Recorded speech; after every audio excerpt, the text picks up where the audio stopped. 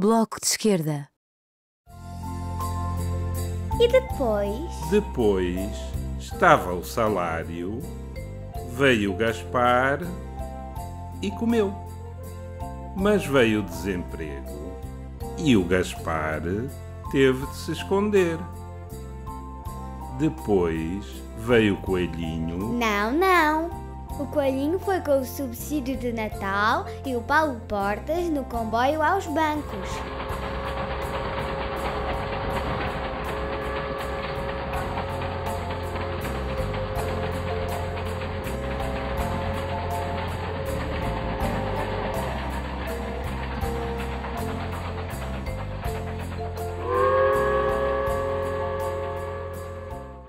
O governo apresenta boas festas aos portugueses. Depois de ter imposto uma destruição da economia e ter ameaçado que no próximo ano tudo só poderá ser pior.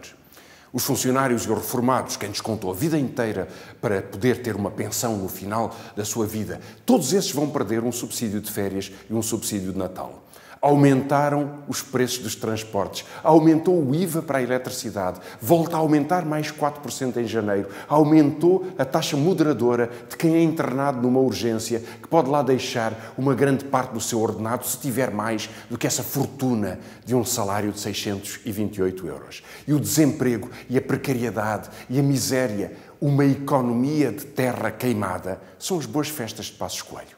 Mas Passos Coelho também sabe, e nós sabemos, que com a greve geral do dia 24 de novembro e com a mobilização de trabalhadores que respondem pelos seus, agora é tempo de juntar força.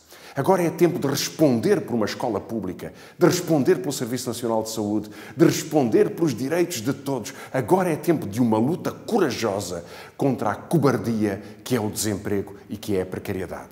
Agora é tempo da alternativa, da luta, do compromisso, da força de uma esquerda de confiança. Aqui estamos, na luta. Para vencer a política da crise e do medo, o país sabe que pode contar com uma esquerda de confiança. Uma esquerda que não dá descanso aos poderosos e está sempre do lado de quem trabalha. Esta alternativa é o Bloco de Esquerda. Depois da Cimeira Europeia em dezembro, o presidente do Banco Central Alemão veio dizer que os portugueses são como alcoólicos viciados em dívida. É desta maneira que Angela Merkel tem tratado Passos Coelho. Manda-o cortar os salários de quem trabalha e as pensões aos reformados, aumenta-lhes os impostos e as despesas com a saúde e a educação e obriga-nos a trabalhar sem receber aos sábados e feriados. Em troca, o governo prepara-se para oferecer aos alemães a preço de saldo a EDP, para nos passarem a cobrar mais dinheiro pela eletricidade que temos em casa. Mas há mais. O novo tratado que querem impor à Europa obriga a baixar o déficit para 0,5%. Na prática, isto significa que os subsídios de Natal e de férias em Portugal acabam de vez.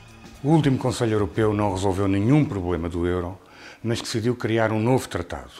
Um tratado agora a 26, sem o Reino Unido, sobre as políticas económicas e orçamentais da União. A sua lógica é a da punição. Portugal, por exemplo, se não cumprir o déficit, pagaria por causa disso uma multa, ou seja, teria que agravar o seu próprio déficit. Isto não faz sentido nenhum. A segunda medida é a de agravar as condições do próprio Pacto de Estabilidade e Crescimento que já existe. Isto significa que os subsídios de férias e de Natal, que foram retirados para 2012 e 2013, não vão regressar em 2014, nem em 2015, nem em 2016, porque as políticas de austeridade se vão tender a eternizar. E é exatamente porque é esta a substância do novo tratado que se quer fazer que é indispensável perguntar aos portugueses em referendo se estão de acordo. Porque quem paga é quem deve mandar.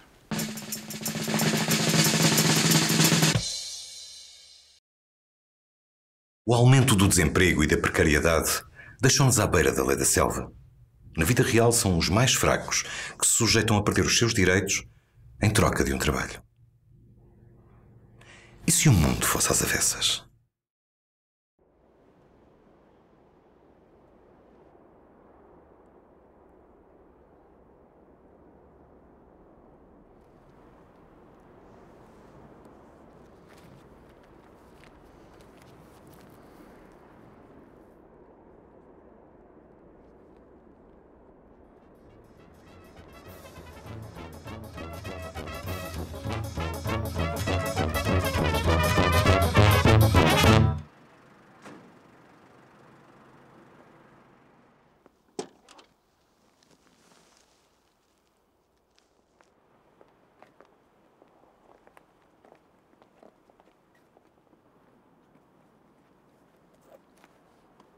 Preciso de 3 administradores bancários com experiência em offshores.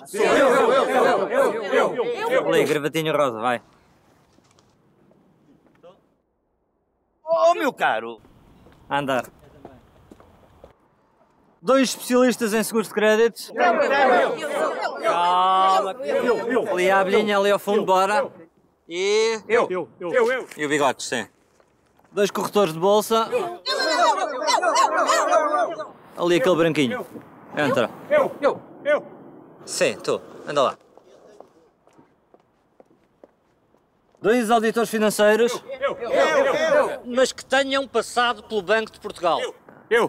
Ali o da esquerda. O dos caracóis lá atrás, pode passar. Andar isso rápido. Por hoje é tudo. Vai, isso rápido e quietinhos, hein?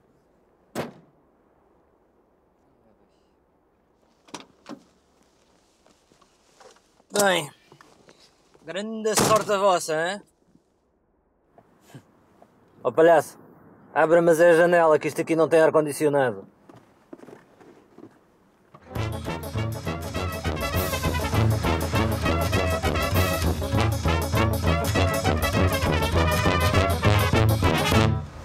O trabalho à jorna, a precariedade, as condições de trabalho do século XIX não podem ser a solução para o século XXI.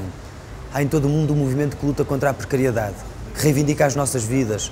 E esse movimento que ocupa praças e ruas por todo o mundo é o movimento pela democracia. É essa alternativa de justiça que faz parte também da luta do Bloco de Esquerda.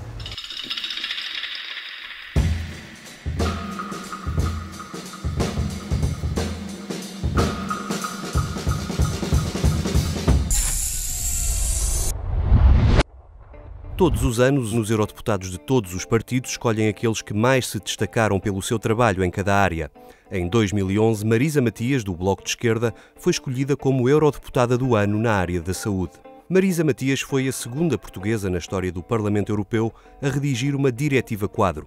A aprovação desta iniciativa vem garantir mais segurança contra os medicamentos falsificados que circulam no mercado da União. Para além desta diretiva, os parlamentares destacaram o contributo do Bloco na Europa para proteger os portadores de doenças crónicas como o Alzheimer, a diabetes e a saúde mental.